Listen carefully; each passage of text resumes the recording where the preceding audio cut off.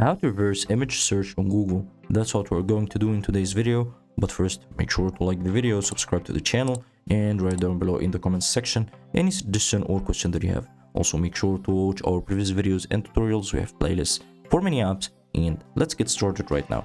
So, you probably searched for Google using Google Images.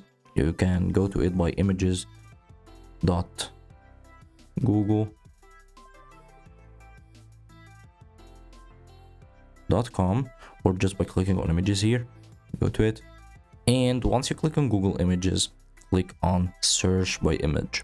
Now if you typed here any keywords and search for it, the search that's gonna be for you is some images according to the keywords you entered. But what if you want to search for images similar to a certain image? All you're gonna do is click on search by image and drag your image here, or click on upload a file and choose the image that you want to search for similar items to it. Let's search for this, for example. Open, and now as you can see, here are all the search results similar to the image that we searched for.